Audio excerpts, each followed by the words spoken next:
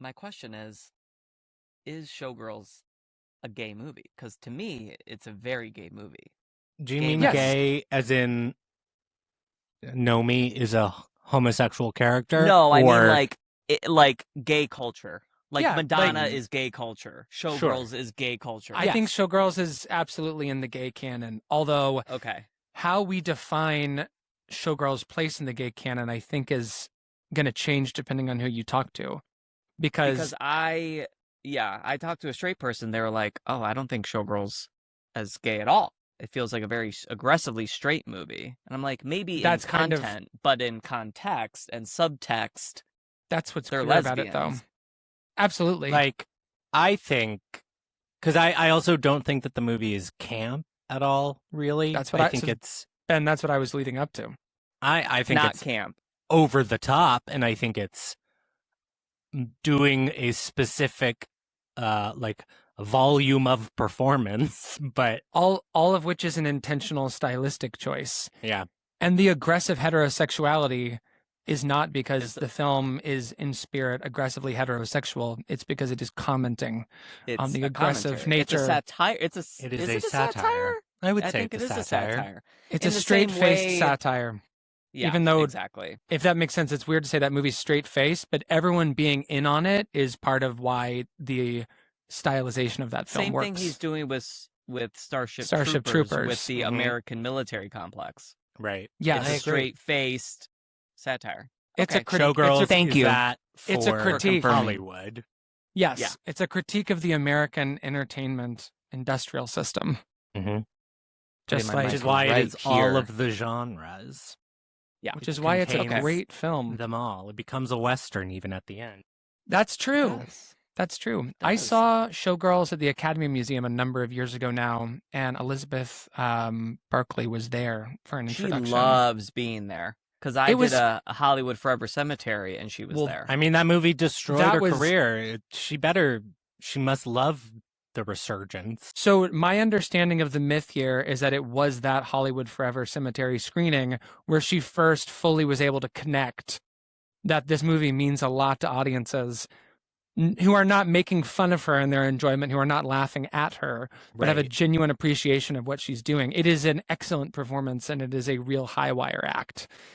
And that Academy just- Museum screening was definitely, that wouldn't have happened without that Hollywood Forever Cemetery screening. So I don't that was think. the start. If you were at 'Cause that, that was- first that screening, was- that's the myth, I believe, is 20 that 14, 15? I don't know. I when thought it was more recent than that. I don't remember. I don't well, know. it's, I mean, 2014 in some ways feels very recent when you think about certain core memories you might have, and then when you consider what the world looked like then, it couldn't feel further away. That's how I feel about it's a like completely different 2017. world. Mm-hmm. Even that feels like, I mean, it was a decade ago at this point, but it feels like forever ago. Daniel, explain your hat. It's a Los Angeles Sparks hat. Weren't you just at a game? I'm a season ticket holder. I love that. Are they Yeah. doing well? I have no idea. Can you tell us? Do you want me to talk? I mean, because that's a really loaded question. Oh, I are can they talk. not doing well? No, it's an interesting. I'll make this really quick. So last season, the Los Angeles Sparks had the best offense in the entire league and the worst defense. They were the first team with an offensive rating that high not to make the playoffs in WNBA history. And had they made the playoffs with their poor defensive rating, they would have been the only team to ever make the playoffs with such terrible defense. So that's the context through which you have to view the current Los Angeles Sparks season, which is they made a number of trades in the offseason in order to compete now and to fix their defensive problems. It has been something of a mixed bag so far, Okay. but I would say based on the game I was at on Sunday where they played the Portland Fire, where they kept that team to their lowest scoring percentage of any team in the league, that it's a sign that things are going on the right track. So they are almost equal in wins and losses right now. And okay. if you're an optimist about the Sparks, which I am, historically, the You're last feeling couple of years, good. a bad team who I still believe is going to win every single game, even if they're playing the best You will team. believe that they will win. Yeah. So I think they just turned a really important corner. And I could go into a lot more depth, but I'm not going to because that's why I started a Substack. Because this isn't a sports podcast, This is not a sports podcast. It could be. by the way. I just It wouldn't could- have anything to It would contribute. be a sport singular monologue because I couldn't tell you anything about any other sport, and I can Like barely the talk about the Knicks, NBA. Who At the lost time that of this Timothée- recording, the Knicks may Lost. win. They haven't Oh. lost, They're but they they're lost 2 and a 1. game. Then what was Timothée Chalamet pissed off about? Because okay, so I can tell you. So the Knicks are on something of a miracle run. No one thought they were going to go to the finals in these playoffs, and here they are, nonetheless. They're playing the San Antonio Spurs. You guys should look into the star of that team, Victor Wembanyama. I think you'll be interested in what you see. He's a take a look. 7'4" French basketball player, and he is woke as hell. He is a beautiful man who refuses to take soda company endorsements because he doesn't want to kill children. He hates Donald Trump, Great. and is a socialist. So that has nothing to do with the question. I just thought you two might want to know this man exists, and he's quite Consider attractive. me intrigued. So the series for the finals started in San Antonio, and the Knicks won both games. And so then they moved to Madison Square Garden, which is where they are now for games 3 and 4. And so that's a massive home court advantage. And so the idea was that the Knicks could steal this whole thing in 4. But last night, Mr. Trump decided to go to MSG.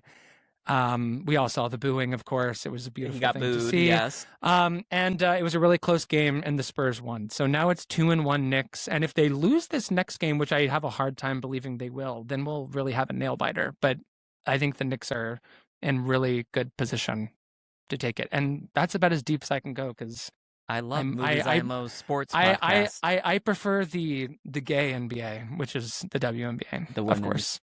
Yeah. Ben, is your shirt from the movie where he was a monkey? Yeah.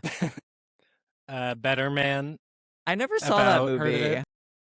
Robbie, whose last name I'm blanking on because I'm It's so on your good. shirt. I hear it's quite good. Is it? William. Robbie Yeah, Williams. Robbie Williams. I'd like to see it. I would like to see it one I day. heard some ringing endorsements, including from our very own Ben wearing the shirt. Yeah. But I didn't have time to see it. I and then like the film. I hear it's wonderful.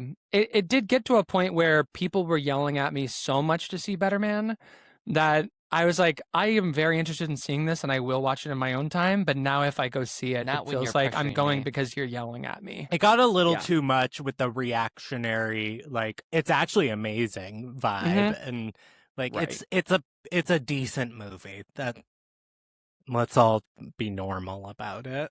Well, per Impossible. In the per realm our of last- the internet, you can't be normal. But Per it's our just last one episode- another of my semi-ironic merch shirts, And did you get but that only semi. through work or ironic. from Yes. a You friend? live in the or... semi-ironic space. Did we all see the Disclosure Day reviews? I just was looking at them before I Not- got on here. Not in total. What This is do what I you need to know? see. What do you know? It's divisive in a good way. The That's people what I who would- love that's it what I love would it, hope and the for. people who don't love it don't get it. That's Great. the take. That's my takeaway from what I've skimmed. Per our convo last session, I'm not going to like launch into a defense of a movie I haven't seen, Right. but I think I said on the podcast, I'm like I heard the word pod, and I'm like I don't think we don't need to use that nomenclature. On the Pod people. You sound we're like a pod podcast people. bro when you're like on the pod, but I think I expressed hope that it would be weird, massive budget Spielberg, like a Minority And that's Report. what we're getting. And it would appear that that's what we've received. When but is I everyone can't seeing wait. it? We'll see what happens when I see I'm it. seeing it on opening day, Fuck yeah. Friday. I'm Thursday. going Wednesday. Friday. I'm going next I- Wednesday. I am Everything will stepping be disclosed. I am seeing it on Disclosure Day. on the day of disclosure. I'm seeing it next week because I'm stepping onto a set for the first time in 8 years this weekend to first AD a short, which should be fun, Beautiful. and I'm looking forward to it genuinely. First AD is the but I'm not best going to see on-set disclosure gig. this weekend. Yeah, I don't like being on set. It's not for me, but first AD is the job where I can really enjoy being on set. First AD is the best job. I love I being on just- set. I know you do, Me and too. that's why you're both filmmakers. Well, If I could do it all again, I would have like gone down the AD track, except then we would still end up in 2026 where there are no jobs. Yes, So that's Right. correct. it's not like it would have been better, but I would have been happier in the meantime, I think. Sure. Yeah, I mean, and it's important to be grounded and in the moment. And so if it was fun 8 years ago, Right. that's a win, even if it was going to lead to scarcity 8 years And then later. it would have been harder during COVID also. So there are a lot of drawbacks to that plan, but path. I don't would have like been set fun. because I think that I had set spoiled for me in film school by being on too many sets with a bad AD who set a Mm. bad tone or a bad set workplace culture. And it's not fun to be a PA or holding a boom mic if you're not feeling like you're part of what's going on. And anytime I've had a good time on set, it's either because I was the AD or because we had an AD who, I'm not saying was like a therapist or anything, but didn't Good make you vibes, feel though. good vibes and didn't make you ever have the feeling of standing around thinking, why am I here? Do I know enough to be Right. here? Am I actually good at this? Mm-hmm. And a lot of that comes from setting the tone. This is true of any workplace. But on a set, everything's like cranked up to 11, Yeah. and Yeah. it becomes like a little like frat. And you're just especially like, on The frattiness is an issue for me. on like non-professional productions, it's like the number of issues that come up are more because people don't know how to do prep properly when you're not paid for it. I mean, it's not even that they don't know how to do it, but who has the time? No, that's it. I don't have time to prepare for this podcast. Although I guess I'm not getting paid for this. I am getting paid for that, and so I've been look at you. I've been paid meeting, on-set gig. met a few times with our director, who's a friend of mine, to just like let's talk through as much of this now as we can, so we're not finding out on the day. Like we should not have spent 2 hours on this shot if actually It's the important always shot on was the coming day. up later. Yeah, Right. where things arise. Do I have to explain my background? if you like, I think you should. It's it's virtual. a fun story. It's a virtual background. No, it's real. I'm in a hotel because I'm in Chicago and I don't have a home right now. I'm in Yay. between homes. Because you moved. It's official. Yay! When you get keys to your home. Tomorrow. I'll get them tomorrow, and soon. then the movers will drop off everything the following morning. And then I'll be in. I'll be in, baby. So tonight's the last night in the hotel room. You got one more, maybe. Yes.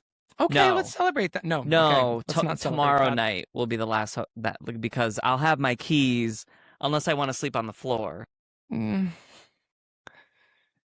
in a fully empty apartment. And then it'll be like the boyfriend and one sings, the other doesn't. Spoiler alert. Speaking about it later in his studio, where he's just like in the corner, sleeping on a Yes. little pallet.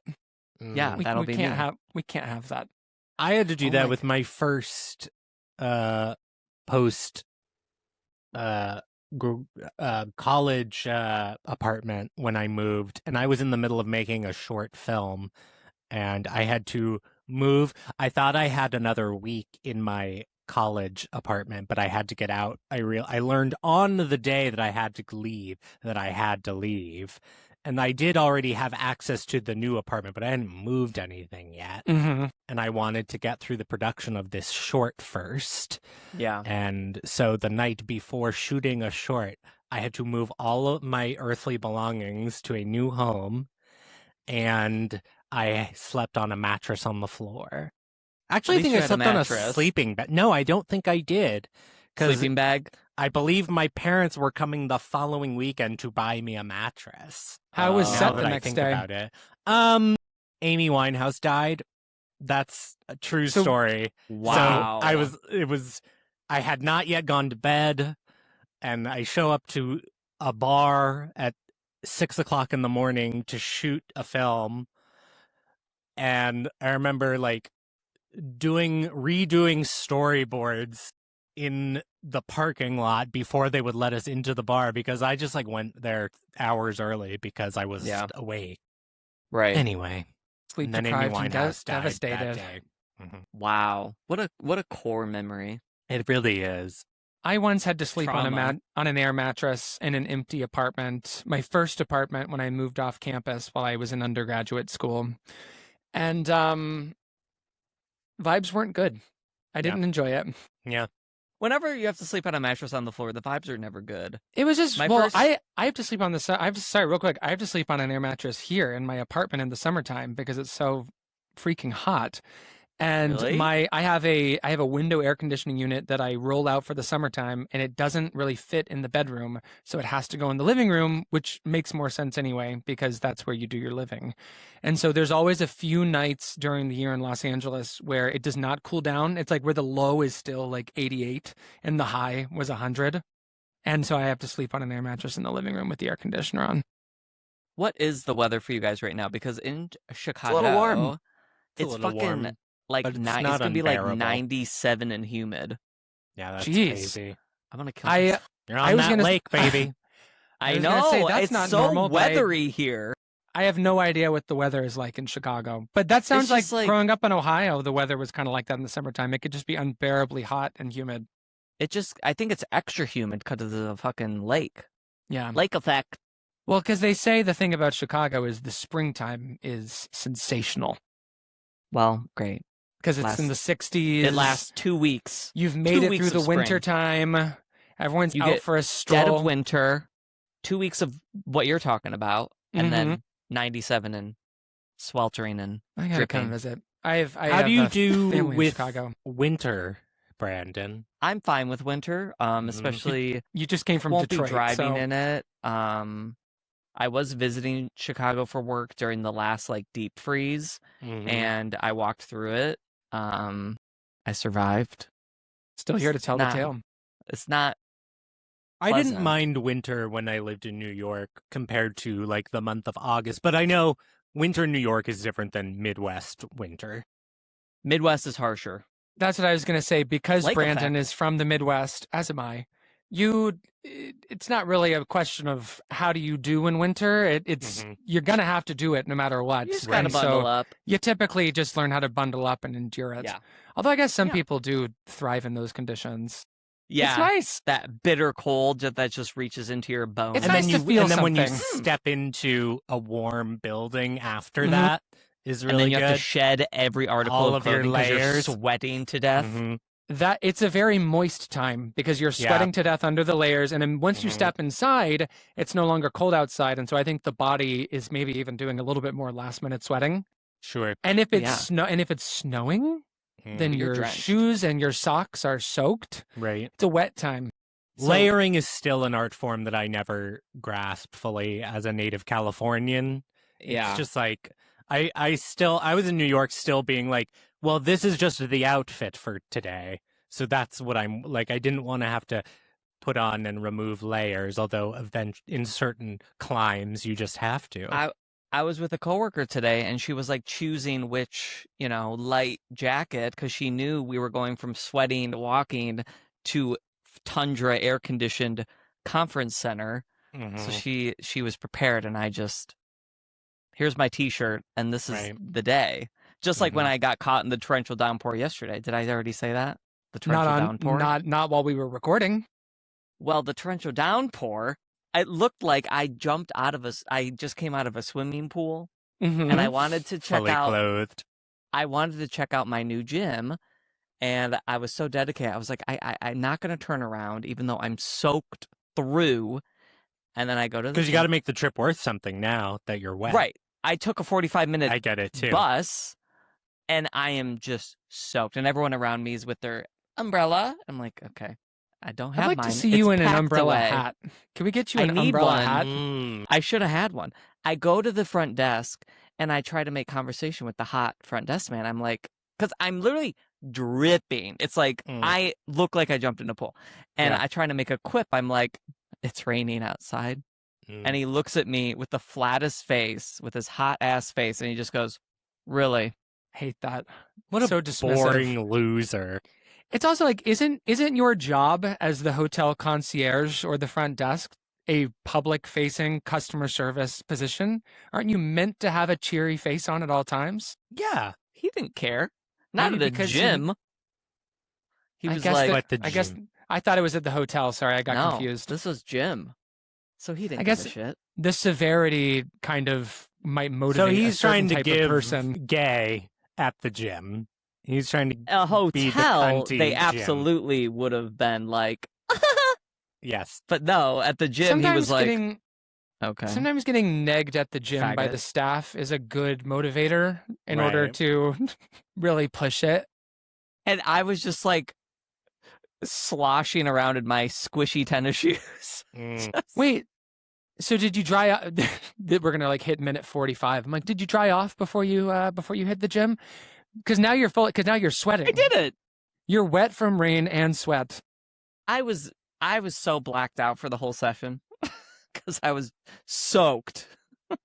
I'll sometimes, if I'm going to a movie in the summertime at the Grove, for instance, and I'm taking the bus, I will bring a light jacket because I know that if I'm It's wearing gonna be shorts frigid and in a there. t-shirt, it's going to be freezing in there. And maybe it'll be so cold that I can't pay attention to the movie. But then I feel like a crazy person with a jean jacket on or in my lap folded on the bus when it's 95 degrees outside. They don't know where you're going. No, and they don't care. Like, there's Yeah. no reason to even be concerned about what they think. They're not thinking about They're you. not thinking. And They're not thinking They're not about thinking you. about your jacket. It's something They're I not love worried about about the taking the jacket. bus. I've really had to sit and learn that people do not give a fuck. Like you could have gotten on the bus floor and rolled around and no one probably Mhm. would have cared. The It's only a really time hard someone lesson Nobody to learn. cares. the only Nobody time cares. someone cares about you on the bus is if you stink. Yes. So, Right. you know, you should apply some deodorant before you get on the bus. Because even if you're can. visually unappealing, you can close your eyes. and Yeah, but you can't avoid- close your nose. But you can't close your nose. Sure you Yeah. can. Yeah, but then people actually are Ew. looking at you. Actually, that might be a stink. nice way to build community on the bus because someone else is like, thank God someone did it. Now, like, you were giving permission to everyone Mm. else. That's Now right. everyone's gonna plug their nose like they're Then the community comes together. That's right. And then That's everybody gets beautiful. off at their different stops and never sees each other again. Speaking of community coming together, pride.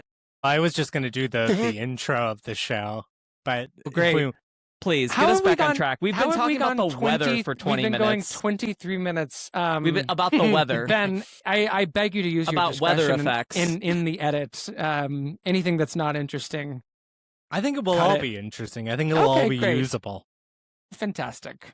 I was going to say maybe Um, before you do that, Ben, that it's appropriate that we're talking about the weather as it pertains to the seasons, because Pauline, I mean, one of the movies we're the talking changing about is kind of of the tides. one of the ultimate summer vacation movies.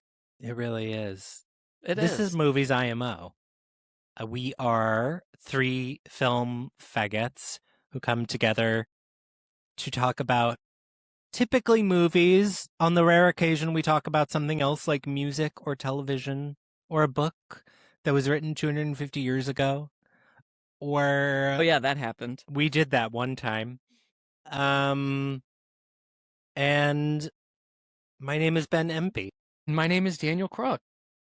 I'm Brandon Kirby. Hello.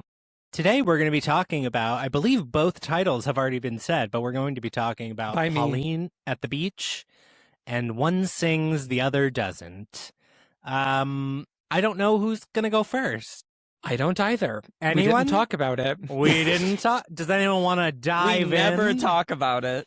Do you want to start with Pauline at the beach? Because Let's start with Pauline because I'll run out of gas quick because I got nothing to Great. say. so Oh, Brandon. We got nothing you to say. Brandon, about you chose Pauline. you. The way the show works is we take turns picking topics to discuss, and Brandon, you chose Éric Rohmer's Pauline at the Beach. I And did. I guess my question for you is Is why did you why? do that?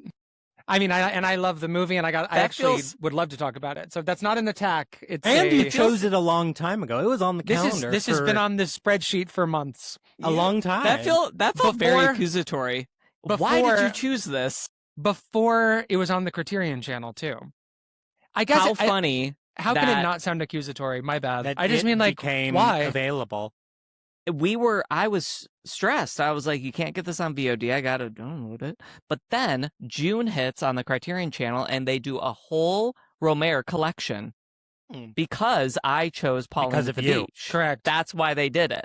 Once again, the movie's So you IMO can- effect is impacting film culture. So Not The credited. Criterion channel is always on They our they job. copy us. Didn't they do yeah. the didn't they do the Gwyneth They collection? did sliding They- doors, Sliding doors. Sliding doors, and They did perfect sliding murder. doors, Sliding doors are perfect murder. Mhm. They did a noir triple, even though it was different than ours, but it was That's still true. the same idea, same concept. That's right. Anyway, the reason I picked Pauline at the Beach was because I'd never seen a Rohmer before. And I like to do this thing on the podcast where I pick a movie of a director of which I've never seen any of his work before, so I can't speak intelligently on it. That's my brand. And I don't that will agree, by the continue- way. I'm That just- that will I'm saying, continue yeah, go ahead. today. So first Rohmer, which in the collection there's a whole bunch, and I would like to visit more this month if I even have time. But I also learned that Pauline at the Beach was considered a coming of age movie, so that always intrigues me. I love a coming of age movie, and I do think it is a coming of age movie. For the titular Pauline. For Pauline. I was about For to say the Pauline. for the titular Pauline. Yeah.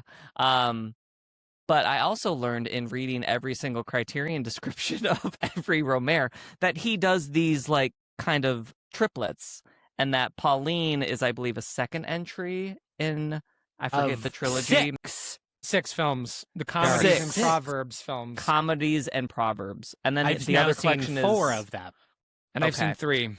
He We has were So this talking is- about before you got here. he has one that's like the moral tales, I The believe. Six Yes, Moral called. that's Tales. the other one. That's early career. Comedies and proverbs is later career, and then Tale Later, of Four okay. Seasons is also Yeah, later career, right? The 4 seasons. I've seen the Yeah. summer one of the 4 seasons. That one I haven't seen. I haven't seen any of the 4 seasons, The There's summer one called Summer or the Tale. television, or the Great. television show. what's the Mhm, Green mhm. Bay, Greenaway Bay? The Green the Green Ray. Ray. That's one Is of the that one masterpieces. part That's a of the comedy. That's comedies and Proverbs? proverbs. Comedies and That's the one Proverbs. that I had on my radar. That's probably my favorite Anyway. of his films. I think seems probably same. It I think you seemed would like get that quite was a the lot out of case. it. Yeah, so I would like to see it. So anyway, on this episode, I'm learning about Rohmer, and I have nothing to share. I'm learning. The plot, I guess, of Pauline at the Beach is that she goes on vacation with her sexy elder cousin, Marion. Mhm. Marion, Thank you. who looks like Emma Um, Corrin. With Yes. longer hair, with It longer does. hair. She does. a And little then when Margot we Robbie got- as well. Yeah. Sure. When we got the titular shot of her back on the beach, I was like, Mm, Leo pointing Leo that of on the the pointing. cover. The image of the There- poster. there Yes, she the is. image Quite of the a, quite a poster. shot. There's Marion. I thought that was Pauline before the movie. I always I thought did that was the too. poster for Full Moon in Paris. I always thought she was going to be. Ha-ha! Okay, Pauline. moving on. I thought I that always- was Pauline. Oh. I watched Pauline at the Beach for the first time, and I think 2021. And this whole time, I've misremembered Pauline as being the cousin, the older cousin.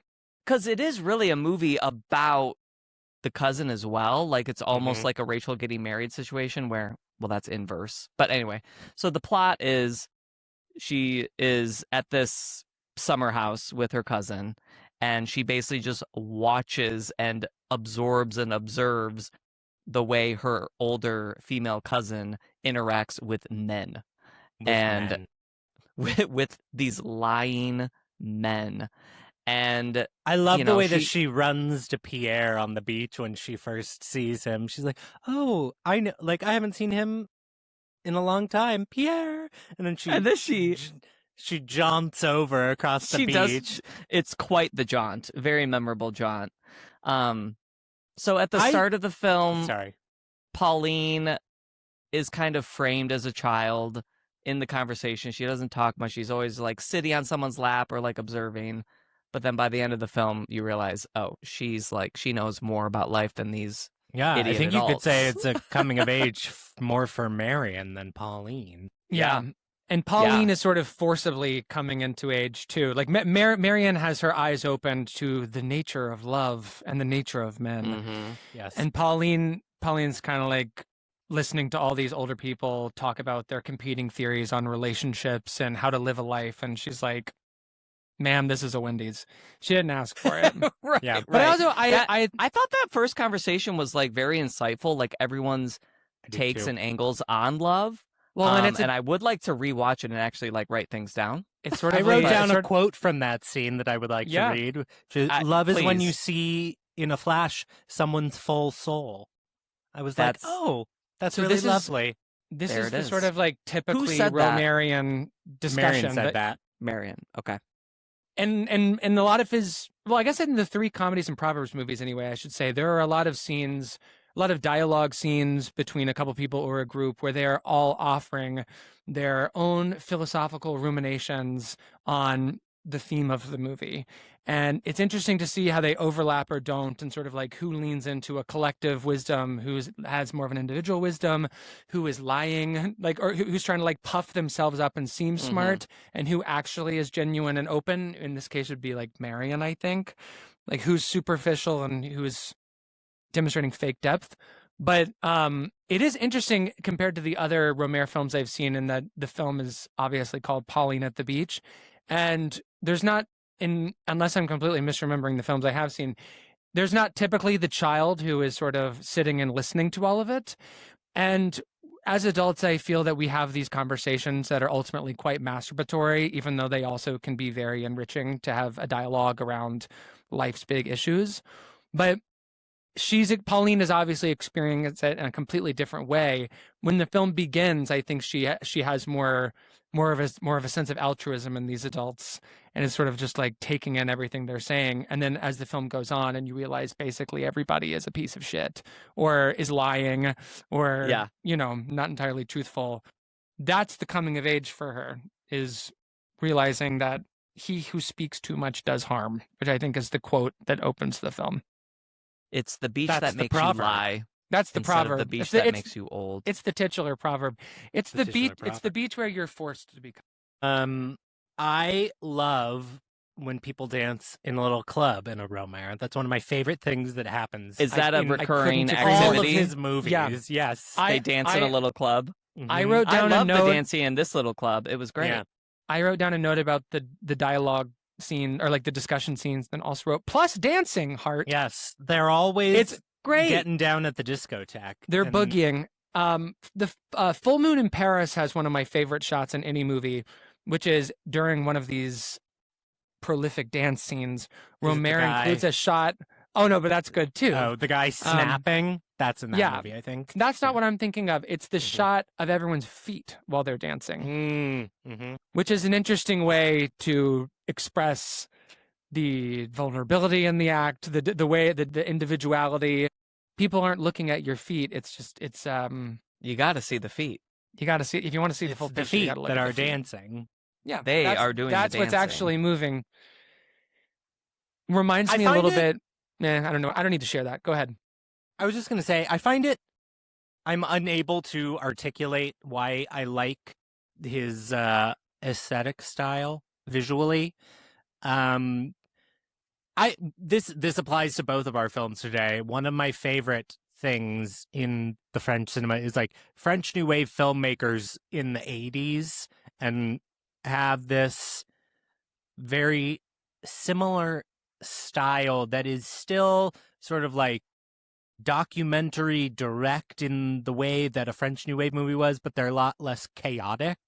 And like there's not really any shaky cam like these filmmakers were doing in the 60s, but it's more languid, and there are longer takes and a lot of full scenes taking place in a single shot, but in a way that is still very evocative visually. The blocking is such of people standing in juxtaposition with each other and to the lens. Like in the discotheque, after they're dancing, Marion walks over to wherever the table is, and we just hold on her back in the wide from the dancing floor. That's really beautiful and evocative, but I can't tell you like what it evokes in me. I'm just There was really one- struck There is by it. there is a certain je ne sais quoi at play here for sure. I would just add to There that. wa- Well, oh, go ahead, Brandon. Well, going off that point with the blocking, when they first are talking to the two guys, the blonde and the balding. I don't know anyone's Henri names. Henri Yeah, and, anyone's names. Thank you. Pierre. The blonde and the balding. The blonde and the balding. The blocking is so that I think Pauline is like slightly obscured, or like it's her back the whole time. Yeah. But like it's very much like she's not part of this conversation, right? But then later she's blocked in where she is part of the conversation, which Right. so When she moves I like more that. from observer to participant. participator. When she's the most participatory is when she's in the bed with what the fuck's his name? With the boy. It's gone balding. Henri is bald. Thank you. Henri. When she's on the bed talking to him, the kind of one-on-one final conversation with them, like she's very much like, listen here, dude. Listen up, here, buddy.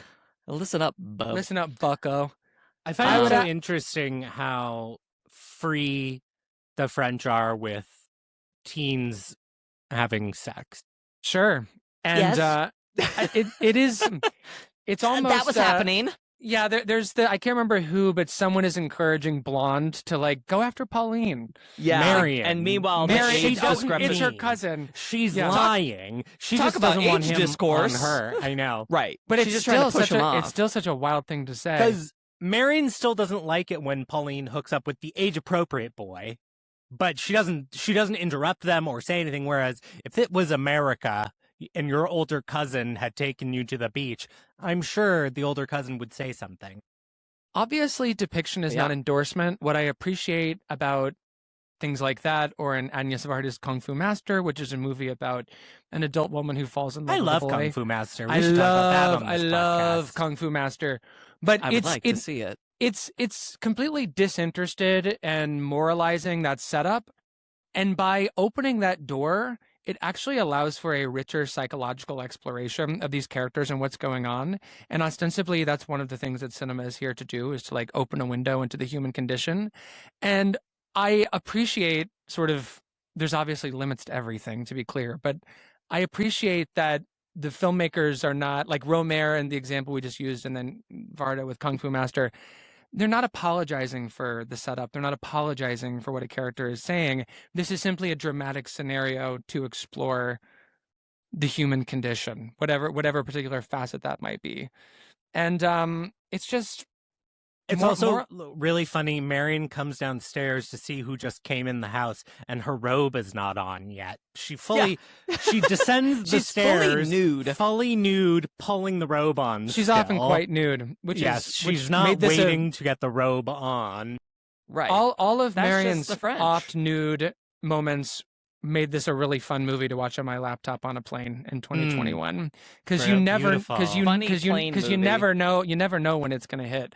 Yeah. If we have time later, I young can. Pauline, like you said, Daniel, I think we were chatting. Pauline, get this girl a towel. Yeah, I'd like Pauline to get a towel. She's a little more. She's go more ahead. revealed than Marion. She's also quite wet, like you, Brandon. I want to say the torrential downpour. I want to say quickly about the sort of je ne sais quoi of the visual approach and Rohmer and the moral tales, or in the comedies and proverbs anyway. Granted, Full Moon in Paris, actually put that to the side, but like The Green Ray and this film, Pauline at the Beach, both take place in like beautiful locations.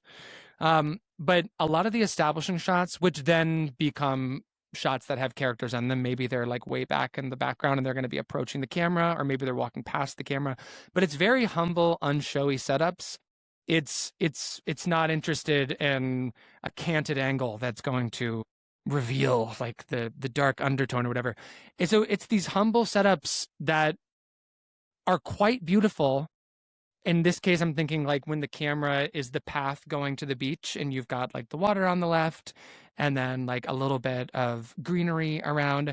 It's not rubbing your nose in the pastoral beauty of it, but they are quite beautiful shots. And the first shot, which is mirrored at the end of just the driveway, you can really luxuriate in these moments and get a good sense of the environment, which in this film is like a seaside vacation town. And so I find that the way that he holds on these shots, that even though what's in them is quite beautiful, but he's not trying to he's not cutting to a bunch of different close-ups of beautiful flowers or, waves crashing on the beach, but it allows you to get into the mindset of where these characters are, which is that time is moving much slower on the vacation.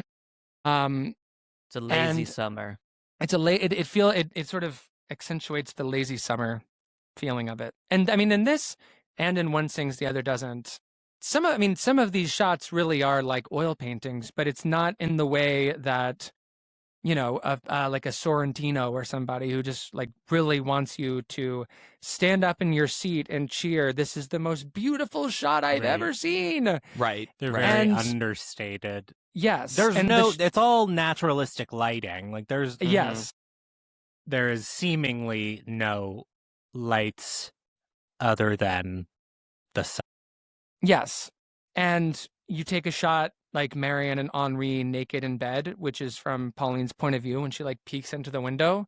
If you were to just take that frame and really look at it for a few seconds, the way that the light is hitting her is perfect. The way that she's laying in repose is classical. Like this is, without being self-aware about it, these really are very painterly compositions at times. Not talking about what you were talking about earlier, Ben, but he finds beauty without putting an exclamation point on the end of it. I'm excited to dive into more Rohmer. You got to watch Green Ray. That's going to be the next one. All It's available also now on it's a Criterion. nice companion to this one because that's also about surrendering to the Lying moment, men. love, They're terrible all men. about lying men. Yeah, I love it. finding Who've got their yourself on cock vacation. I meant to watch that one before we hit record, but life You got didn't in the have the way. time. Life got in the way. I also think downloaded that all these other movies to Marion- watch, and I didn't transfer them to my laptop. Anyway, sorry. That's okay. I was just going to stay Continue. on topic, but I was just going to say I think Marion led Pierre on a little bit, For sure. and then Definitely. she fucked Henri instead. Absolutely. Absolutely. I mean, there's So- definitely a But- history between them. This is what you'll find And- in the moral tales and in other But then, Rohmer as movies. Pauline But- tells Pierre later, you don't love her; you just want her to love you. I thought that was quite deep. That's deep. Yeah. But there, I mean, there I is like do- a I do- casual emotional carnage to the way that people are or are not thinking of others' feelings in Rohmer movies when you are working just from a single-minded place of doing whatever the fuck you want. Like I feel like hurt feelings and misunderstandings and devastating omissions are all pretty common occurrences in the Rohmer canon. Mm-hmm. And I don't think Marion's necessarily in the wrong either. I mean, she is acting slightly selfishly, but I do think her take on love and affection and To be fair, she has never I- said to Pierre, "I would like to date and fuck." but it But she seems implied that she might have done that prior If- to what we're If witnessing. Henri was not around, I think she would have had sex with Pierre because he was available. Right. Pierre is She being just pushy globbed and onto him because when they're she dancing at the didn't like casino, that. Pierre Yeah. and he like kisses With her forcibly. wedges in a variety of hues. She has lots of wedges. I don't know. I if mean, anyone noticed I that. think the wardrobe I in didn't this clock movie the is really wedges. aspirational. Just Yes, about the I best agree. vacation fits you can get. And Henri, even though he drives me crazy, because he's the type of guy who wants to make sure you know that his own way of living life is better than yours and leads to a more spiritually fulfilled and relaxed state of mind. The fits or lack thereof with the shirts, the open button shirts or no shirt at all. That's really how you should be on vacation. Well, yeah, he's always It's just rocking a aspirational, I khaki think. pant with a belt. That's right. That's the look. And when he runs in from the beach in his little shorts and his cock and balls are just flapping in the wind, That's a confident Frenchman. it is a very confident man. He's just letting it all hang out. Yeah. I mean, I get the appeal. He does have what is known in some quarters as swagger. That's true. Which he would need because of the balls. He's so annoying. Well, yeah, And that too. and also he's so annoying and he's so rude He's just such and a so bad. condescending. He's just got such a bad attitude. He just decides to leave on a yacht and writes Marion a little note. Yeah, he I'm felt like it. I'm leaving on a yacht. He's the original digital nomad, and that he is just sort of traipsing around the globe. He has no attachments. He can do whatever he wants. And I don't think this is what I mean, like the way that selfish people, without intending to hurt people, will hurt people because they are not thinking about them or their Right. feelings or emotions. Like, Which as is- soon as he tells Marion that he's not a possessive person, it's like, well, this is not going to end well. No. It's quite clear. Saying you're not a possessive person is a really nice way of saying That's I a just red don't flag. give a shit about any. Yep. I don't give a shit about you. Right. Mhm. That's like, I do love not spending think time with about you, and I turn that off as soon as we are no longer. when you are not in my vision, Mhm. But I mean, you're dead to me. He is hashtag gaslighting her throughout the film, and that's another like even that is an he's like, example of move it. in. By saying I'm not possessive, what he wants you to think is I so value your independence that I would never want Right. to have you be my bird in a cage. Mhm. When really it's just permission to fuck off in a yacht, like Magellan. Like the central drama of the film is that Marion comes home and he's fucking the candy girl, and so he basically says it was the kid that Pauline was fucking and was fucking, because the kid is just downstairs watching television, also just super horny, but He's just allowing this to happen as yeah, well. Henri Like, he and didn't. he's watching for anyone to come in. He didn't know Marion was going to Right. come home, but he's basically Right. keeping an eye out, and he He's runs an upstairs. accomplice. He is an accomplice. That's the word. in the cheating Mm-hmm. or and, cheating, fucking, then- in the fucking. and then Pauline doesn't even seem to be hurt by the fact that the boy has fucked someone else, but everyone keeps getting upset that they've hurt Pauline with this lie, which I think is really interesting, that it is still the adults who are upset. Pauline is like even keeled about the whole situation. Yeah, And she I think at it's the end 'cause is the it's most like- adult. She knows the truth in her heart from the jump, it seems. Even I though think there's everyone around something- her is trying to convince her of something else. Mm-hmm. I think there's something in that too, in that the adults are the ones who are acting fairly childish in the way that that word is typically defined, and Pauline is the most mature one in the group. There's an irony there, obviously, that's hard to miss. And I think, like, at the very, very end when they're leaving, Marion is like, I think you can believe that Let it me was believe.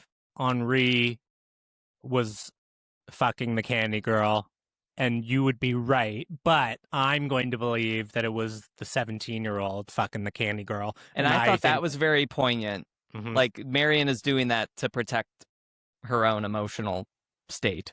mhm. She's like, I'm going to believe this, and you are for my sanity, and you are going to believe that for your peace of mind, and we're just going to continue. Yep. It's I thought like that was sad, lovely. but is sad. also lovely. Just like life. But it's also just like, true. Just like That's- life. We make That's up what you have to do. You have to stories compartmentalize. in order to live, as they say. Yeah, we tell ourselves stories in order to live, and we tell others stories in order to make it easier for ourselves to keep on living. That's all I got to We, say about it. I think possibly same. I think it's already been hinted at, but Rohmer does a really good job of capturing that feeling of being horny on vacation, where you really don't have much to do but sit around in your And bathing fuck. costume, in your trunks, and maybe And wait for some tail to walk by. exactly, and then it's whoopee time. That's right. So next we'll transition to a little film about a redheaded singer and her activist brunette friend, Beaches, doesn't? starring Bette Midler and Barbara Hershey. Who I What? saw I who saw someone think on owe Letterboxd Agnes make this Varda point. money. I think that the Gary Marshall owes Agnes Varda millions of dollars. I love that connection. I didn't even think about that. That's funny. Now, sorry, I'm wondering, do we think he saw it? Beaches. Beaches. I don't- We're talking about was beaches. It was based on a novel, so theoretically it would be, did the novelist see this Coincidence? film? The more literarily minded person, were they catching the French cinema of 1976? But also, Could be. like, Agnes was in LA, and so I'm sure there was a certain crowd that was keeping up with her films. Right. Yeah, that's true. The films she was making in LA were not movies that were really being watched by many people. Just compared to the movies that Jacques Demy was making. Like Well, this is a completely different conversation. But when talking about the body of work with Agnes Varda, there are films like Documentor, which I think is now considered canonical, but was basically an experiment she was doing with her free time in LA while Jacques Demy was working. And I don't know how many screens that hit in the US, but you know, it's not like if you were interested in foreign films or independent films, that even necessarily that one, or Lion's Love, which maybe probably, I imagine more people probably saw Lion's Love because it's got like more of a name, like more names in it. Well, what I will But say anyway. is that this film, which we haven't properly introduced yet, but this film was given 4 stars by Roger Ebert at the time of its U.S. Hell release. yeah. That's right. So, That's right. Roger was on the money with that Fan. one. So, we're talking about Agnes Varda's One Sings, the Other Doesn't from 1977. I'm owning up to my mistake. Not 1976, 1977. So I don't even know when you said it was 1976. I think I said it about 45 seconds ago. Oh, No one noticed. No one noticed. I missed it. I chose. Thank you for the correction. I mean, I just want to be honest. I want to be transparent. I want to hold myself accountable when I do wrong. One sings, the other doesn't. So, as we had previously discussed, Brandon had Pauline at the beach for quite some time on the spreadsheet, and I didn't Feels know what accusatory again. It's not. I love Pauline at the beach, which, by the way, was shot by. Why was it on there? And for it so was- long. It was shot by Nestor Almendros. Is that how you say his last name? The guy who shot Days of Heaven and a number of other classic films. Gay, by the way. Gay. Love that. Yeah. Gay cinematographer. That's why I So- picked Shout it out. for Pride. I would say probably Shout out the to most gay successful. cinematographers listening. Nestor would be the most successful gay Nestor? cinemat. Well, I wondered if that might ring a bell for you. Anyone remember Nestor? Matt Gates' adopted son and Nestor? boyfriend. Yeah, I remember quite well. You don't remember Nestor? And Nestor No. would send Venmo requests to Matt Gates that would say, "It's me, Nestor." Wait, what is this? This is a real? political scandal from COVID. Yeah, right around 29. Oh, was it COVID? It was during COVID. I'm It was pretty around sure. that time. Yeah. Okay. It kind of rings a bell. Yes. And Matt Gates, the Florida politician, he's from Florida Yes. congressman who used Yes. to represent the district my cousins live in the and Panhandle. was had Was an he adult. fucking him? That's what we think. I mean, we're That's what pretty gay sure he's a people think. rent boy, but Yes. Okay, I remember this now. he adopted Nestor, the adult, the adult should- man. Yes. We should post this clip on TikTok and see if we get taken down for misinformation again. That's right. That's right. The Michael Jackson is a pedophile clip got taken down for misinformation. They tried to muzzle Well, us. stop spreading it. Stop spreading misinformation. I think that TikTok is run by the very same people who took care of Yeah, Michael it is. Jackson, and so they needed to silence us. I think I used the We word got cabal, and TikTok is now run by the cabal. So Yeah, They said, in- get rid of it. yeah. So we should It really was we should probably watch an what we're saying. auto purge. Didn't even hit eyeballs. They saw they heard No. the algorithm. literally, I think any Got rid of TikTok it. video that has the words Michael Jackson in it that is not glowing is probably Yeah, flagged glowing and about taken the down. film. Mhm. Yeah. It also very well might have been a super fan who didn't want to hear Ben's slander. No, which it is- literally it like goes through an automated check every TikTok video as And it when you didn't hit even make it past post. that. It did. Oh, it didn't clear. So it didn't did clear not the. go to public. Okay. Oh, I thought it Wow. got taken So it down. really from was the taken public. down by the cabal. No, it did It not was an get inside sent job. down God, to I a hope- single person. I hope the cabal doesn't find I defense even in our I even conversation of Pauline on the beach. censored the subtitle, the captions, because I figured the word pedophile would get on the screen, would Mhm. get You have to- flagged. You have to block the. So, but You- I guess all of the words I used were not good for TikTok. So- Listening and learning. We'll use that as a Yes. segue. We are talking about Agnes Varda's Kung Fu Master today. Oh. Speaking of words that are not allowed on TikTok, great movie. I love Kung Fu Master. No, we're here to talk about One Sings, the Other Doesn't, which I chose because I was trying to think of a topic that we could contrast or complement with Pauline at the beach.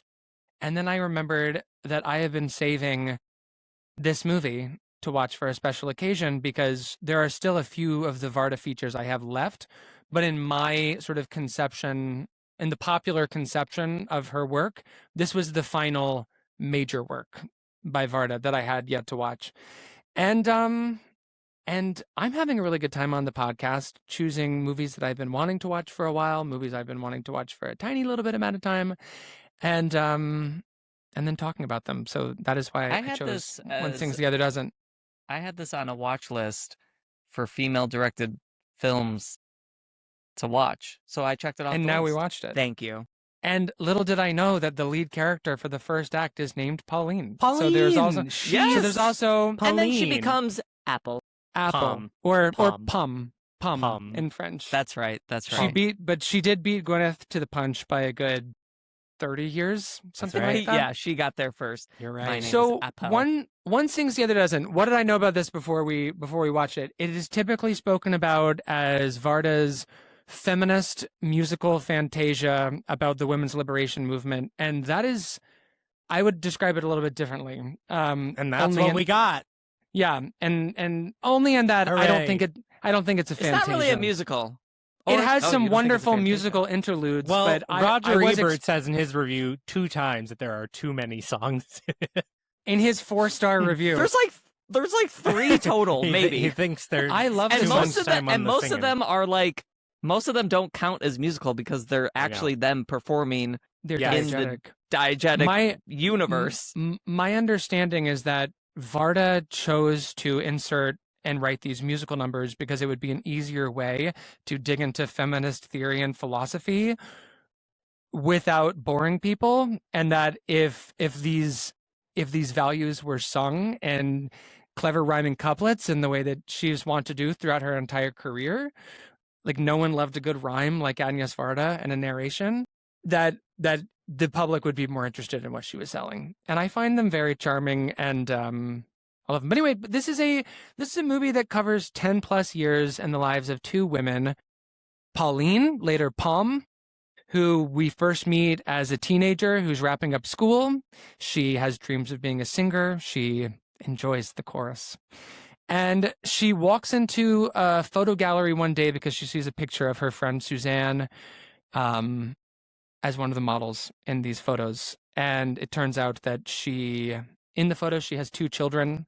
She's like, whatever happened to her? She kind of dipped out. She used to live over in this apartment building, and then I lost track of her. And the photographer's like, those are my children. She's my mistress. And he directs her to her apartment where they reunite. They knew each other once upon a time as neighbors. So the film begins as being about the beginning of this friendship because Pauline helps Suzanne procure an abortion. She's pregnant with a 3rd child and can't afford it. And that act becomes a bond that do-nothing photographer.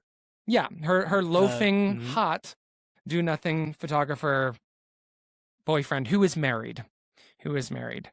So basically, I'm gonna zip through this because we can talk about the themes. And it takes place when abortion is illegal. In 1962, I think. Although abortion was illegal in France a lot longer than you think, and it's still difficult to get an abortion in France.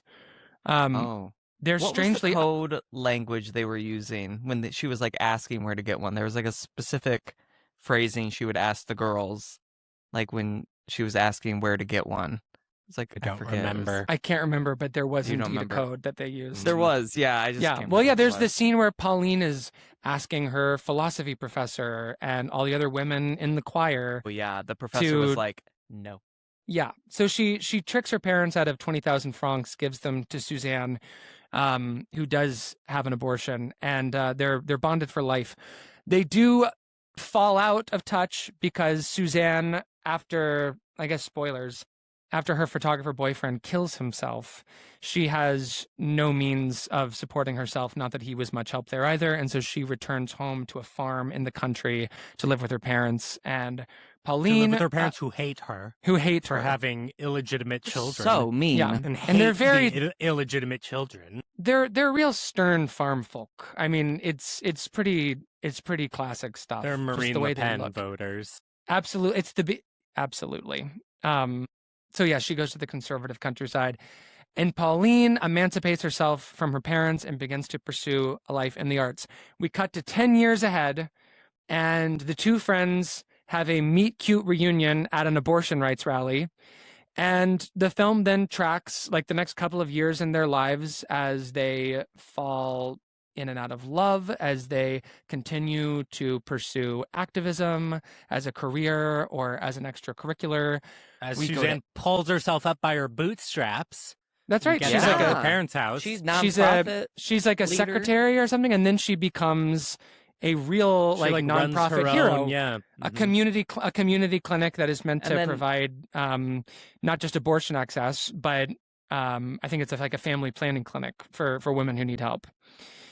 And And, Apple goes to the other side of, or not the other side. she meets a guy. She goes to Iran. She meets an Iranian guy while she's in Amsterdam, creating solidarity with other women who are getting abortions.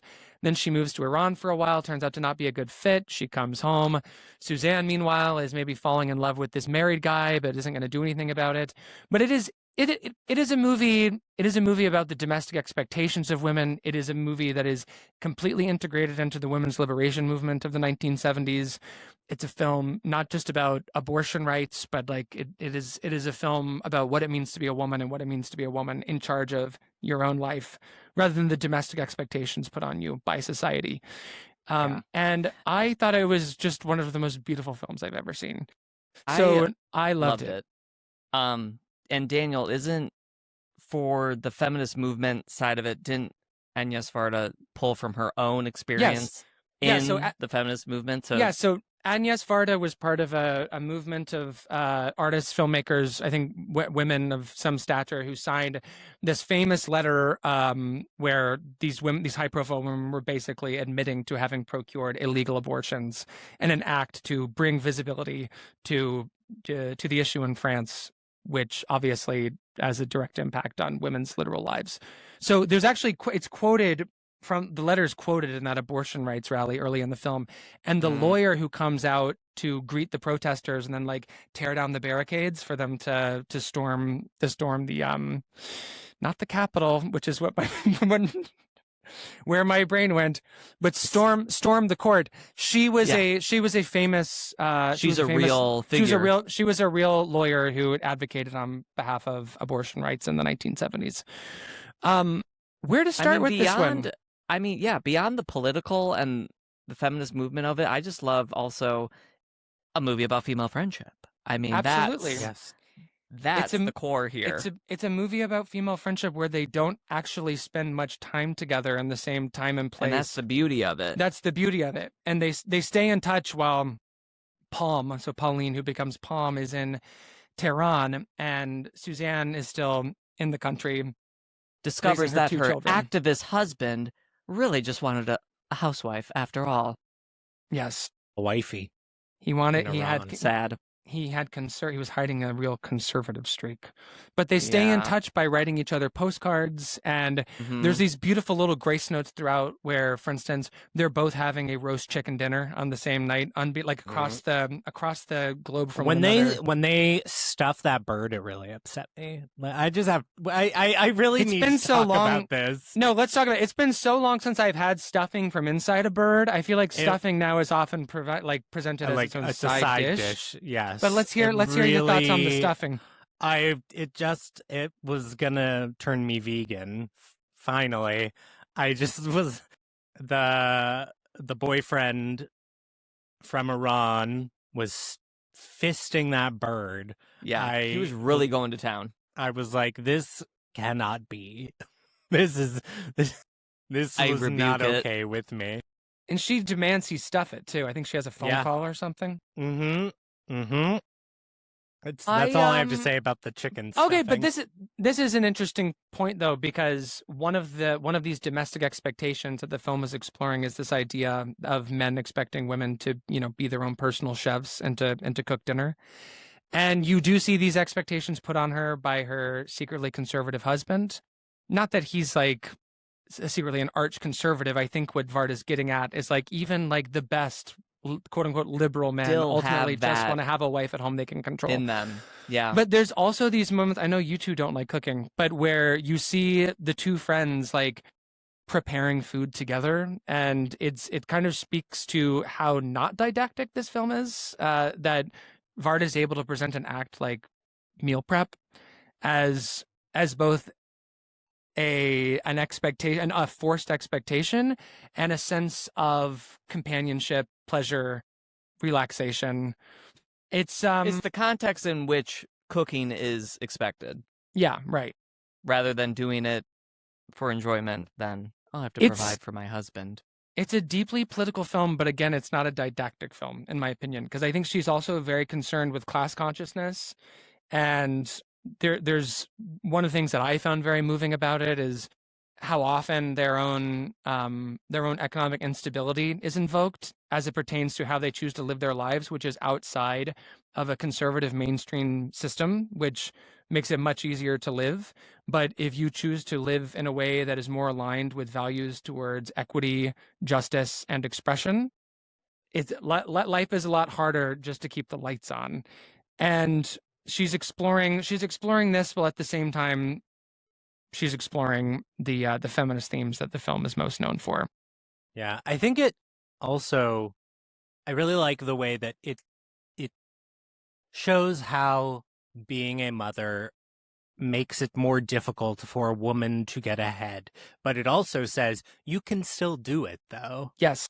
Like the first half of the movie, Suzanne is really struggling because she has children, and Palm is able to like go do all of these things. And then in the second half of the movie, Palm becomes a mother herself and is able to work that into the way that she wants to live. And Suzanne is able to build her own life while still having children. So it shows like a full spectrum of how motherhood affects women who absolutely are lower class.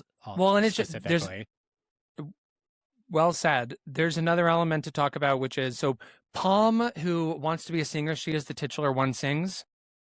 She is in a like feminist political musical troupe who goes around the country. She goes on tour to sing inside of a fountain.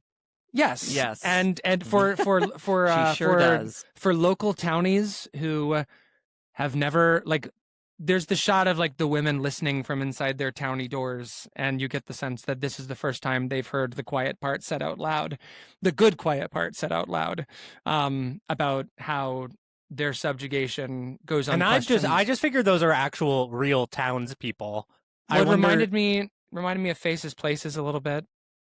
Going into these, like, did they know that they were in a fiction film when that camera was brought out or not? Like, I don't know how big this production was. Do you know? I don't know. I imagine that Varda is approaching these quote unquote normal people in the same generous spirit in which she brings them into the experiment of Faces Places. You know, like it's maybe they were shooting it on the fly. I imagine it was done fairly guerrilla style in these more rural parts of the country. But to me, I agree with you, Ben, because it's so much of what we talk about Varda around is sort of this blurring of the lines between documentary and fiction filmmaking. And it's the I'm not of saying like I think this. she's trying to trick them. I should no, say. No. That's not just that. But like, how much did anyone even have time to explain to anyone else what movie they're in right now? I wouldn't be surprised if Varda was giving them a more thematic pitch, what they were doing, or in order to gain their assent here. But I was going to say, there's a scene just talking about motherhood. And by the way, who wants to listen? Who doesn't want to listen to a podcast about womanhood? Three gay guys from talking three about cis gay guys. When I was watching it, I was like, this is great that we don't have to like unpack the themes and the politics, because literally nobody wants to hear like three cis guys talking about what it means to be a woman. We're not the ones. But I appreciate the way that like she is engaging in the discourse of the women's liberation movement as it pertains to motherhood, where later one of the songs includes lyrics about basically choosing to be a mother on your own terms and how being pregnant is wonderful. And there's a heckler in the audience who is like, this could be co-opted by the pro-life movement. What are you saying?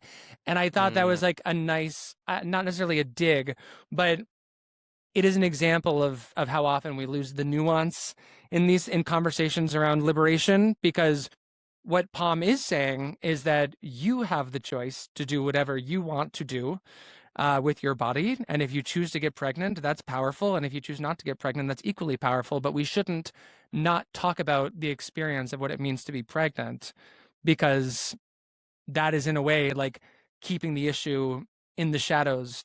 Because people don't like, patriarchy doesn't want to talk about women's bodies unless you're talking about controlling them. And patriarchy doesn't want to talk about the complexities of pregnancy, for instance, because it's not something that would apply to them. And anyway, that's the end of the point. Just that, like that she's able to dig into some of like the classic crosstalk of the women's liberation movement about what it means to be a good feminist, without again being too didactic about it. Something I would like to talk about is they are constantly writing postcards to each other, and there are some scenes in the film that we only learn about as the depiction of the postcard, which gives the entire movie a sense that everything we're seeing is being relayed to the other via postcard, and that we are then perceiving each life as it is being told to the other, and that they are and living for each other. That's beautiful. And that is also, I like that. There is the 10-year time jump, right? Mm-hmm. Once they're reunited, it's only then that we find out what they've been up to in the previous 10 years. Mm-hmm. And it's a time jump. It's a time jump backwards. In the visual inference being, this is because they're sharing with one another what the hell they've been up to for the last 10 years. So I agree. That's my interpretation of it as well. And it goes beyond the postcards too. It's a beautiful art, like visual and cinematic articulation of the bond that holds friends together. It's like their life is not real until the other person is able to witness it. To read about it. And jumping off that a little bit, one of my favorite things about the film is it is, in a way, an epic approach to ordinary life or the lives of ordinary people. And that if you deconstruct it, we have a globetrotting element. We go to the Netherlands, we go to Iran, we go to Paris, we go to the countryside in France. We are jumping back and forth in time. It takes place over probably 13, 14 years or so. Like, these are all hallmarks of the epic. It's not so much her trying to make the ordinary extraordinary by shooting it in a funny way or by heightening the style. It's actually very plaintive, a lot of the film, the visual approach. It's similar to Pauline at the Beach in that way. But one of the great things that Varda was able to do was to articulate the lives of those who very rarely are the main character in cinema, and is able to, it's not just to celebrate them, but to explore their own rich inner lives without needing to embellish, without needing to exaggerate. Obviously, like Vagabond, I guess, would be your most typical example there. But in this, because it does take place over so many years, I guess on one hand, you can say it's a movie about how we change with time. But on the other, going back to this is what made me want to say this, going back to Ben's point about the bond between friends, it's a film that's not measured in time in so much as it is measured in this relationship that friends share with one another. And that's so beautiful and uncommon. I was extremely moved by the ending, especially when they're finally back together. And then they're talking about, the journey they've been on to become, women with their own agency, and how, I think it was Suzanne's daughter. It kind of pans over to her, and they're like, what kind of journey will she have? Yes. And I was so moved by that. I cried. And that's Varda's daughter. That's Rosalie Varda. That's Rosalie Varda, who the film is dedicated to at the beginning.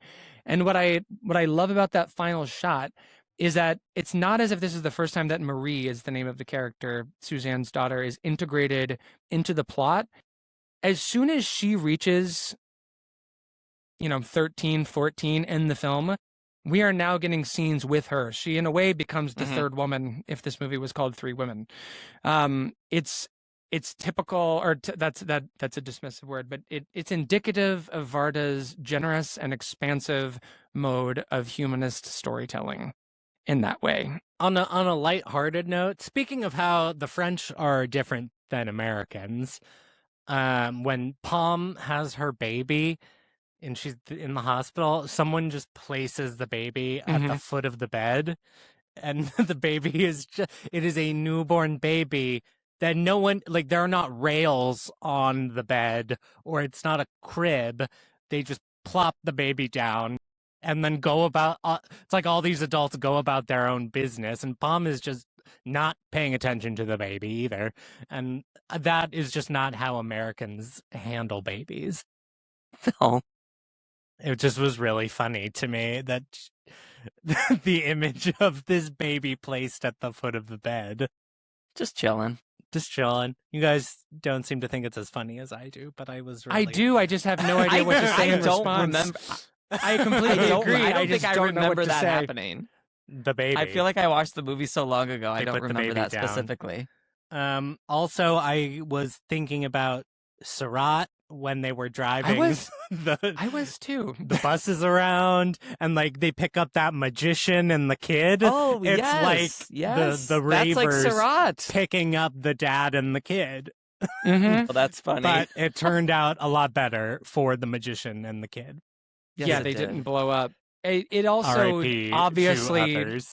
Surat spoilers. brings to mind Faces Places with the camera van. Susan rolling through the Sarandon countryside, loves too. Surat, by the way. Her. I It was probably listening reflects her to feelings around the a brutal worldview. Talking Pictures podcast, and she expressed love for the film Surat. Great. Very Good for cool. her. I love You don't Susan normally Sarandon. see Susan Sarandon doing interviews, so I had to listen. But yeah. I She love her doesn't- so much. She's not She out should- there. she She's should just go not on out Hot there. Not on a Ones. mic. I don't She think says so. she should do hot ones. She should do Hot She Ones. should. Mm-hmm. She would exit stage right. She'd be like, goodbye. I bet she would have Witness. fun. I bet I she think would she'd crush have. it. When I think of Susan Susan Sarandon out in the Sarandon world, seems like someone who leans in. I think about someone having a great time holding a ping pong paddle, someone who's just saying yes to life and taking a big bite Wait a minute. out of the experiences. That's in front right. of her. Doesn't she own a Spin. I think it's called Spin, right? It was when ping pong was the pickleball of its time in the 2000s, Yes. late 2000s maybe. She's got to level up. And it was all of these To photographs pickleball. and like People Magazine and Entertainment Weekly being like, all the celebrities love ping pong. Just ask Susan Sarandon. That's so And it's a photo of funny. her But like now- looking now so we've got- focused and athletic. With Now her we've ping got pong Mary paddle. Steenburger in a pickleball movie called The Dink. Is Coming soon to Apple TV, by the way. Mary Dink. There was Steenburger a in clip. The Dink.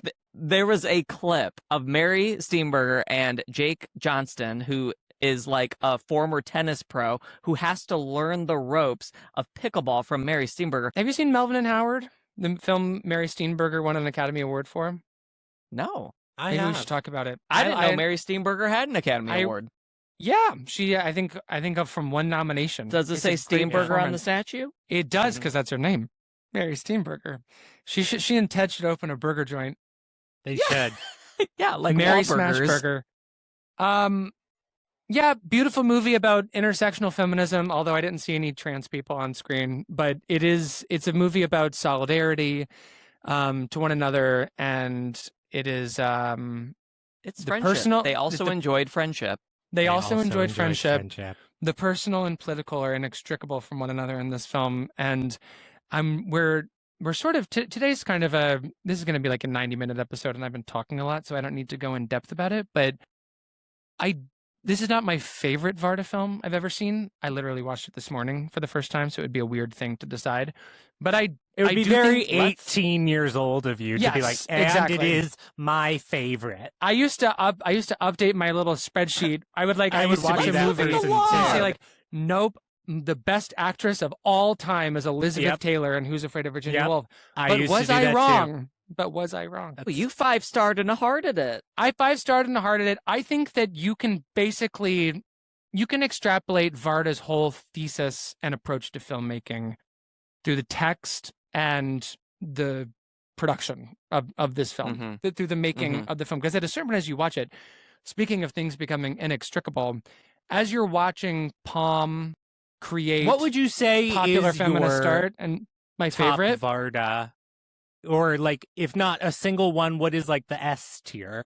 S-tier Varda. I would typically point to Documentor or The Gleaners and I as my favorites.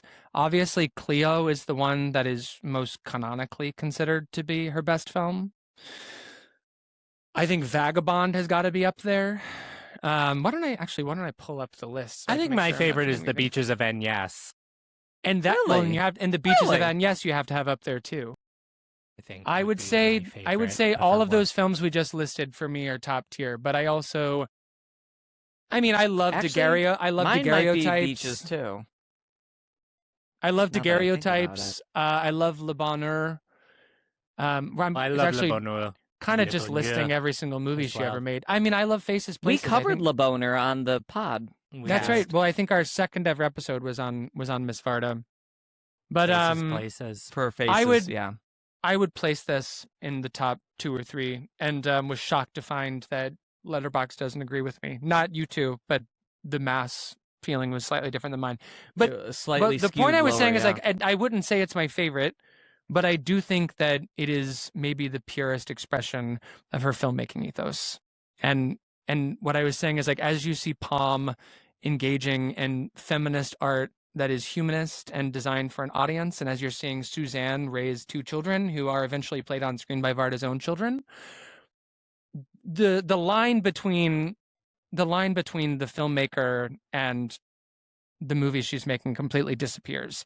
Not that it has to necessarily be autobiographical, but you're watching a version of that feminist art that is meant for a wide audience as you're watching Palm's own interpretation of that same idea on screen.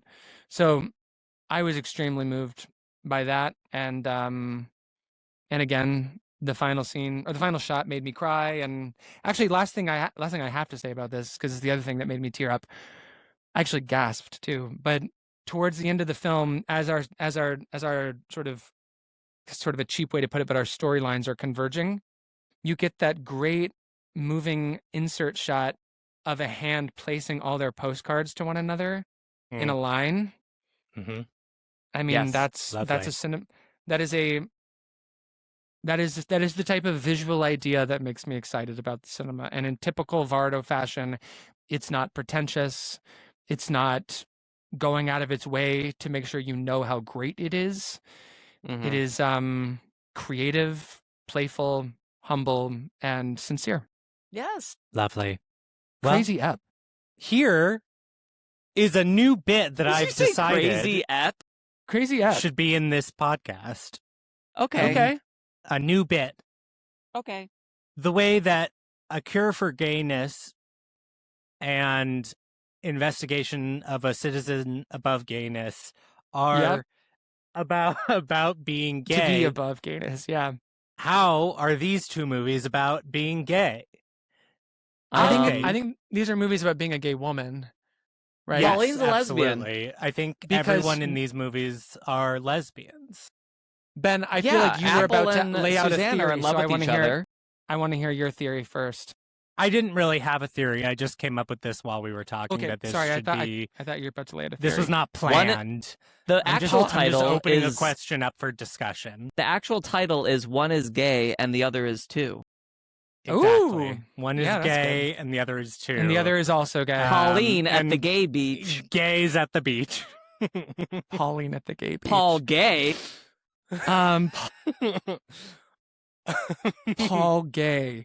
Yep. GAYline at the Well, beach. GAYline. Maybe that's better.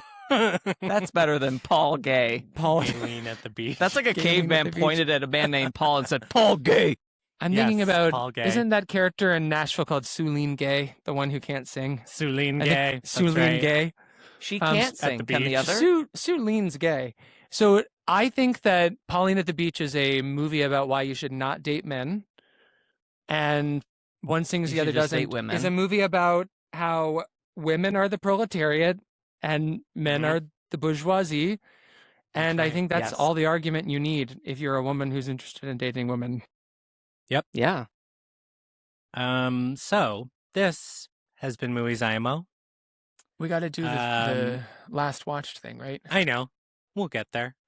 So I was talking to myself and forgot I Just was on talking mic. out loud. Are you looking up what you I'm watched looking last? I'm looking up That Letterboxd. wasn't Sorry, the Agnes I was Varda? narrating what I was doing for myself. Next week. Next week. Well, I was building up to that. But now I lost my train of thought. So we'll just do what next week. Sorry, I blew it. I didn't have my I was spreadsheet gonna say, open. please rate, review, subscribe across all platforms, and email us at moviesimopod@gmail.com and tell us. Yes. When you went to the beach as a teen, did you meet just like a super horny young boy? And how did that I go? wish. Boy, do I wish. I Boy, know, do that I never happened wish. to me, but Me during Pride Month. the last thing I watched was the Apple limited series version of Cape Fear, starring Amy Yes. Adams and Javier Bardem.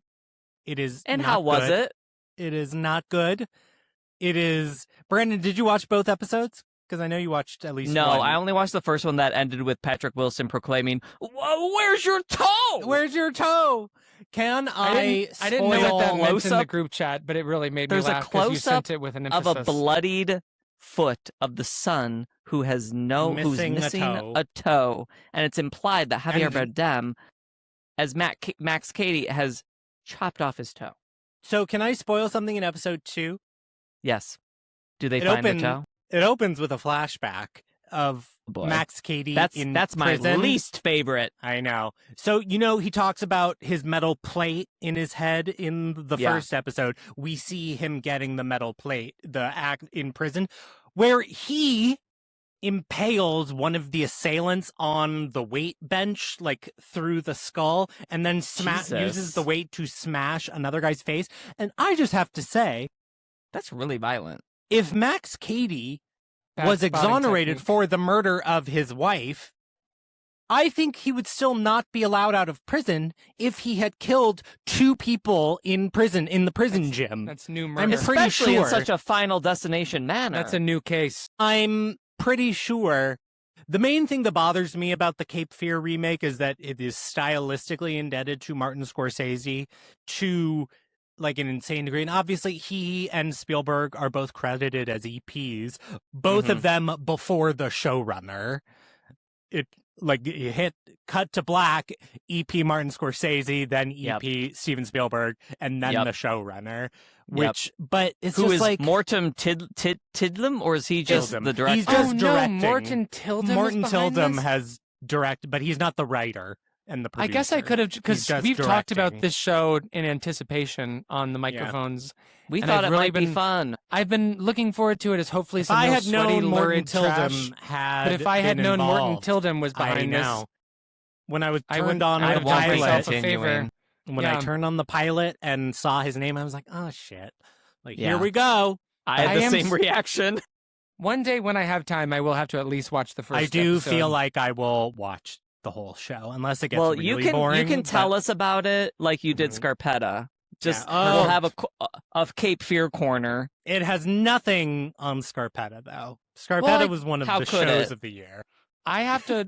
Whenever I have time, I will have to at least watch some of it because I feel like I so rarely get to watch Amy Adams on Yes, screen. These I sort days. of feel that way. It's nice to see as well. Amy, and I might continue just for her. Maybe. I also have a problem with the fact that this Max Cady did not commit the initial crime. Because if that were true, why would they be scared when he got out? Right. And they're terrified. I can't say I haven't seen it. don't If get he's it. not a murderer, If why he's are not a you murderer- shaking in your boots? Well, I would think it's because he killed those guys in prison, right? Right. They don't know But that. maybe they. And we don't know that as an audience That's true. Mhm. when they're So, shaking in their right, boots the at the first gala. Well, episode- I think you'd be scared because you're the one responsible for sending an innocent man to prison, and he's ripped. Right. But He and is it's ripped. and it's Javier. they Bardem. are scared in a way that does not make sense to me. They're scared that this man's going to do physical violence on them, and they have no reason to believe that he would do physical violence. Right. Revenge. Haven't seen it. I shouldn't weigh in. I haven't seen it. I shouldn't weigh in. But you have to Stop- remember stop that they don't know weighing that in on they're in things a you haven't revenge seen. tale. Right? They think They that they're have just to in know. the I haven't real seen it. world. I think that if I was Daniel, either the weigh in lo- on something you haven't seen. if I was the Do it. lawyer or married to the lawyer who sent this very physically intimidating looking man to prison, and he got out, I think Well, I here's a would new be fun concerned. twist. Amy Adams was his She's the lawyer? defense attorney, Oh, it's and different. Patrick Wilson, Is the one who Was the sent him prosecutor. to jail. Yeah. and they got married after the case. So did Scandal. she basically agree to? Well, maybe the That's the show question. is leading up to like she decided that she wasn't going to properly represent her client, and she cut a deal Right. with the I prosecution. think that's the question. That's But I still being think asked. she Guilt. would not be afraid of physical violence at this point. She might be afraid that he's going to sue the shit out of her. Yeah, But I guess I should say But the menacing manner that they immediately present Javier Bardem as in the Right. character's eyes, I Mhm. agree, doesn't fully. all I want to sense. get out of this show, if I ever have time to watch it, is I want lurid, sweaty trash. And Yeah. so I won't. I don't even know if I- it delivers that. Well, it sounds we're like spending it way doesn't. too much time with the children. We are spending, and I know that the child is a very big deal in course. both of the previous versions. Of course, But so far, we are there. It is not interesting. But the not ways everything in which we needs are to be spending Stranger time with the Things. children. Right. Yeah. It's like in the second episode, the girl, she tries to kiss her friend who is a girl and it doesn't go great. And then we have the son who has lost his toe and He's down The son toe. loses the toe. I thought and he Amy has lost an the son. online loses the gaming toe. romance. from Very the online contemporary. gaming romance, very contemporary. Very contemporary. I love when shows are about contemporary, Me too. Same. especially when they're remakes. I'm glad they updated A this. remake of a remake. Added 2 children instead of 1. That was a good decision. You know what's really Anyway, what's yeah. a really good remake? Cape Fear. Martin Scorsese's directed- Cape Fear. Right. Yep. I agree. Martin Scorsese's Cape Fear is a great film. Yep. We think we talked about it on the podcast once upon a time. All right. We What did either I think we of watched you? it on movies that have fireworks. In We the did background, maybe? fireworks. Yes, it was Fireworks on in the the shot of the fireworks. background of the shot. What was the last? Okay, so Last this is the thing- part where we do last thing we watched. Last thing I watched was Pillion, and Pillion. I I thought saw it the was launch it. quite good. Yeah, I think it represents a very specific type of gay man that at least I don't think I've seen portrayed in such a way. Which actor represents that gay man? Actually, now that as I was saying that, I think Or is both. it both of them? I think it's both. I think both represent a very specific type of gay man in the gay community, specifically the gay man community, which is what this movie is about ultimately. And it has yearning. You know how much I love yearning. A lot of good. yarn. But I waited as long as I waited for the Dick cut on HBO Max, and you just get a couple extra seconds of Prince Albert's shaft. I really didn't need to wait. Mm. You kind of get it with the Mm. shot of the head. I haven't watched this uncut version on HBO Max, but Yeah. you do see the But head. if in you the saw it in theatrical cut. theaters, I did. what you saw in theaters is the HBO version. That's the uncut. Yes. It was released The theatrically. VOD unrated. version probably doesn't have, because you see the tip of his dick twice, Mm-hmm. and I think both of those probably are removed in the VOD version for the R rating, but you still get the shot of his shaft without the tip. I think it's the tip that makes it illegal. Interesting. Thank you. That's great. Thank you. I loved that movie too. Blessings. That was I need great. it. I came very close to not having watched anything new for the second week in a row because I haven't had time. But I did use my 2 remaining brain cells to watch No Hard Feelings the other day, which Oh, was yeah.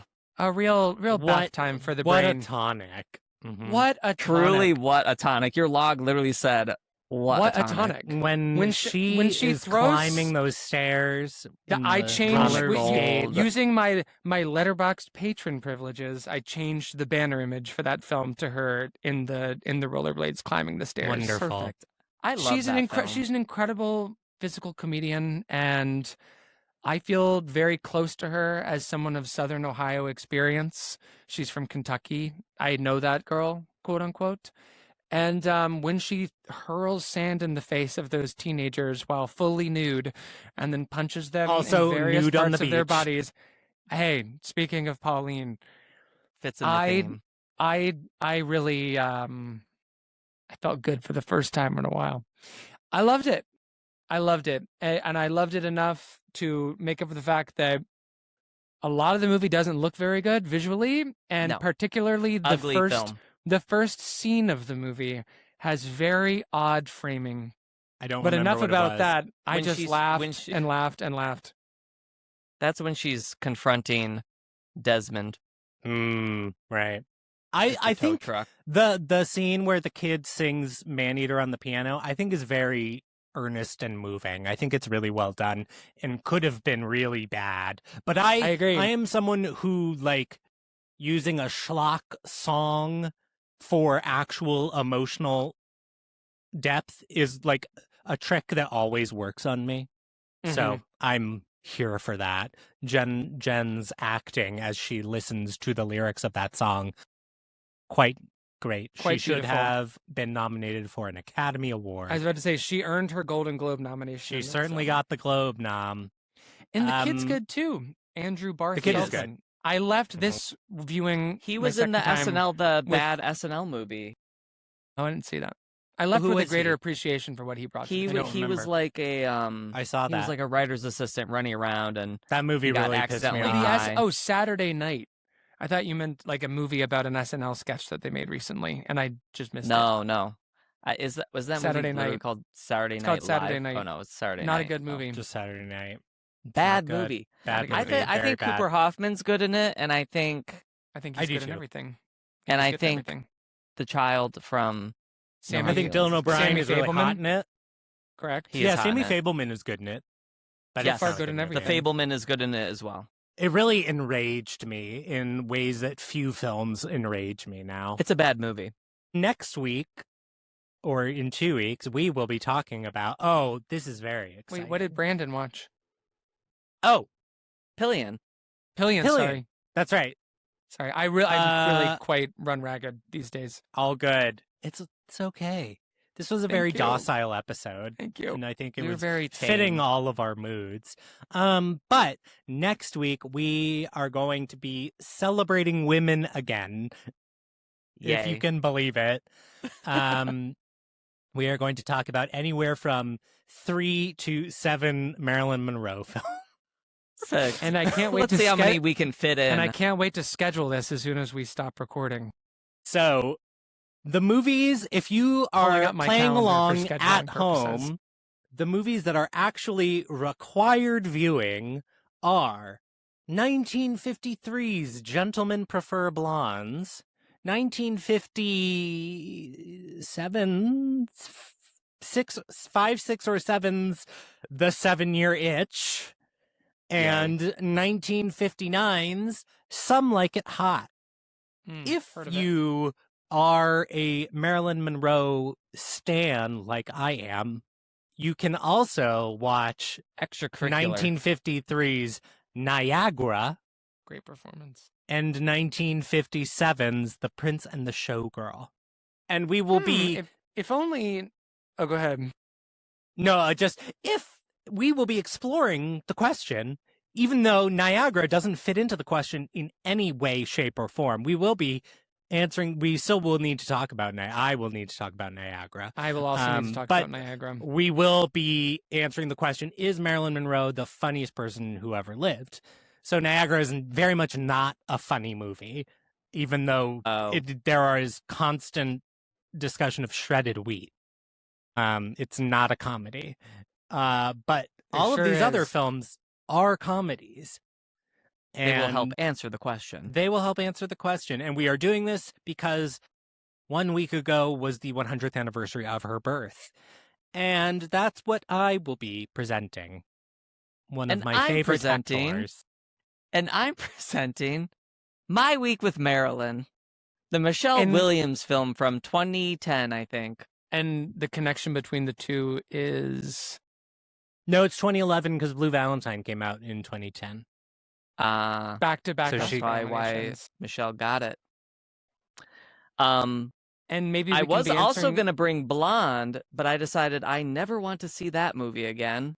I would watch Blonde again, but I'm not going to force you guys to watch Blonde. I would watch it if I had the time. It's already going to be quite challenging for me. My stance on Blonde is that it's a decent movie about a fictional actor who is not Marilyn Monroe.